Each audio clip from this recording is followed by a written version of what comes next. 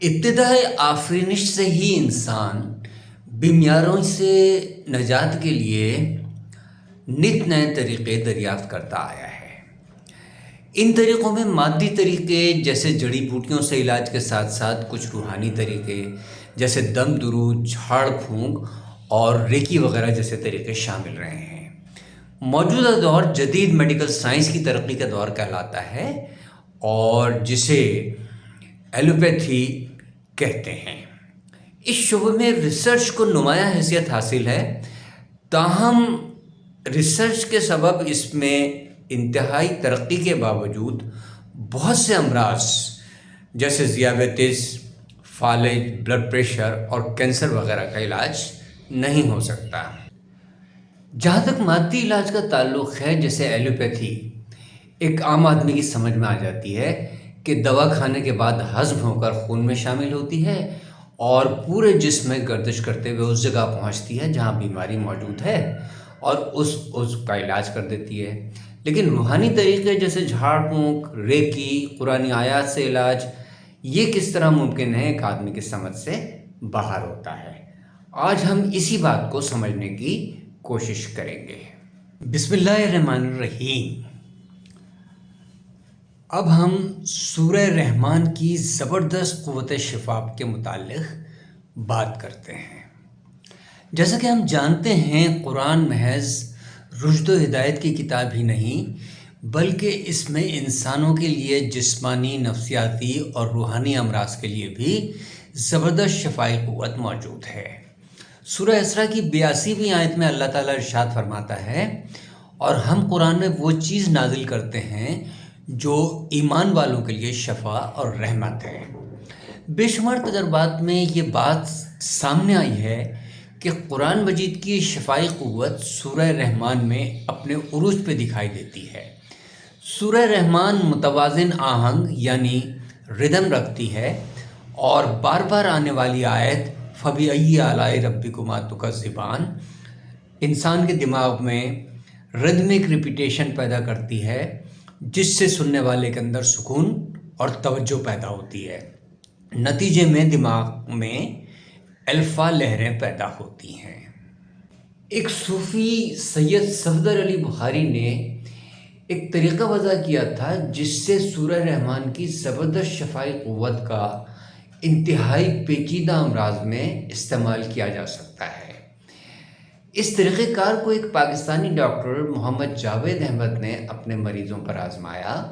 ان مریضوں میں hepatitis, cancer, حتیٰ کہ وینٹیلیٹر پر موجود مریض بھی موجود تھے۔ انہیں اس طریقہ کار میں زبردست کامیابی حاصل ہوئی اور اکثر مریض شفا یاب ہو گئے۔ اس طریقہ کار کی تفصیل بتانے سے قبل ہم چند بنیادی سائنسی تصورات کو سمجھنے کی کوشش کرتے ہیں تاکہ اس طریقہ کار کو سائنسی بنیادوں پر سمجھنے میں مدد ملے۔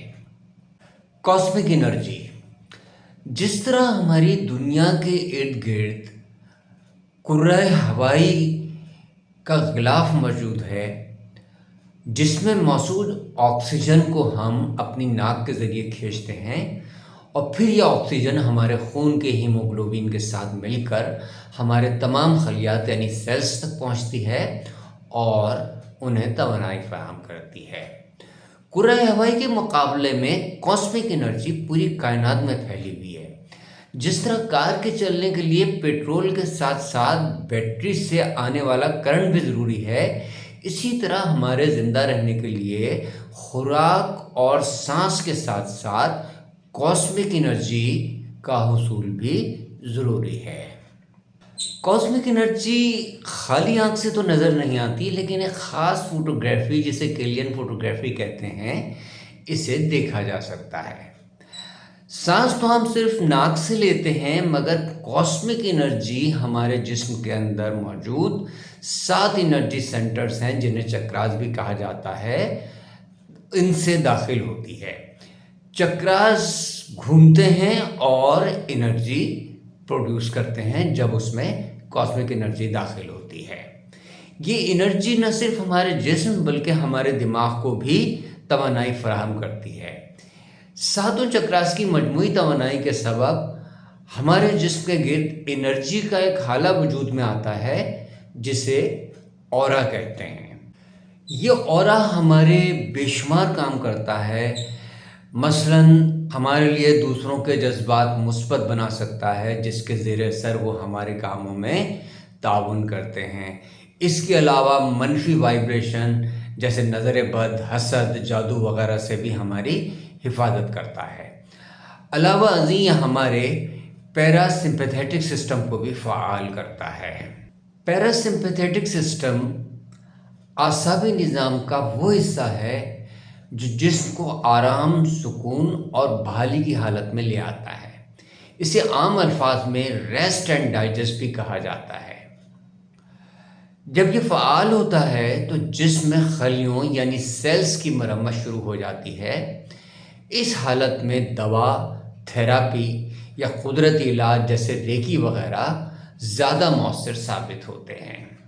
کسی مثبت وائبریشن کے اورا سے ٹکرانے کی صورت میں اورا مزید طاقتور ہوتا ہے اور نتیجے میں اس کی پیرا سمپیتھیٹک سسٹم کو فعال کرنے کی اہلیت اور بڑھ جاتی ہے۔ یہ مثبت وائبریشن ریکی کی ہو سکتی ہے، محبت کی ہو سکتی ہے، اللہ کی شکر گزاری کے علاوہ بے شمار مثبت اعمال ہیں جس کی یہ مثبت وائبریشن ہو سکتی ہے۔ تجربات ثابت کرتے ہیں کہ یہ وائبریشن اگر سورہ رحمان کی ہو تو اورا کی شفا بخشی کی اہلیت اپنے عروج پہ جا پہنچتی ہے۔ برین ویوز، جب انسانی دماغ کے خلیات یعنی نیورونز ایک دوسرے کو سگنل بھیجتے ہیں تو دماغ سے لہریں خارج ہوتی ہیں جنہیں برین ویوز کہا جاتا ہے۔ جب خاص قسم کا ارتعاش انسان کے جسم کے اورا سے ٹکراتا ہے جو کہ جسم و ذہن کو پرسکون کر دے تو دماغ الفا اور تھیٹا ٹائپ کی لہریں خارج کرتا ہے۔ لیکن جو ہی الفا اور تھیٹا ٹائپ کی لہریں دماغ سے خارج ہوتی ہیں، ان لہروں کے اخراج کے ساتھ ہی انسان کے انرجی سینٹرز یا چکرات فعال ہو جاتے ہیں، خاص کر کرام چکرا۔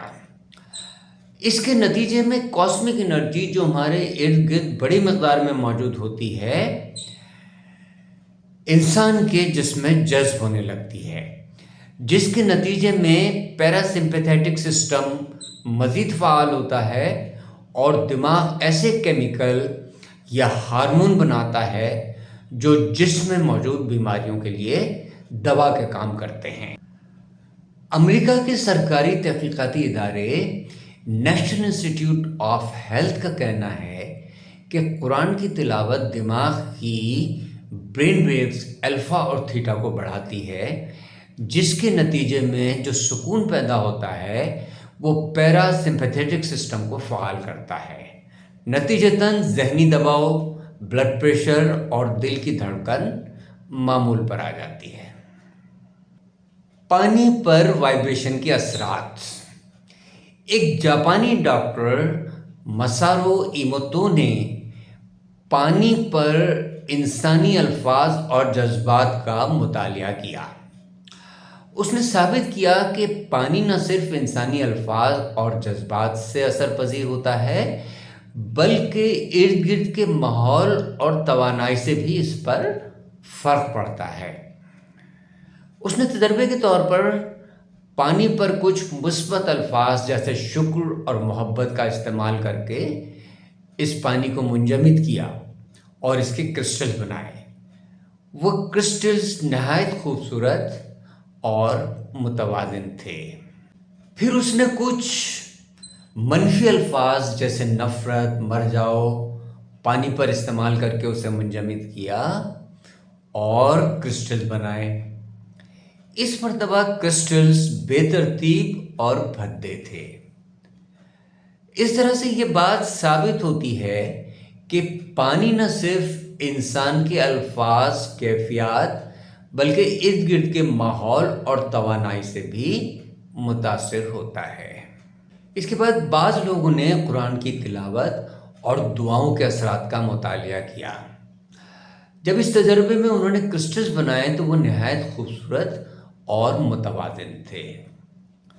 اس سے اندازہ ہوتا ہے کہ انسانی جسم جو کہ 70% پانی پر مشتمل ہے، اس پر انسانی الفاظ، جذبات اور کیفیات اور ماحول کا کس حد تک اثر ہوتا ہوگا۔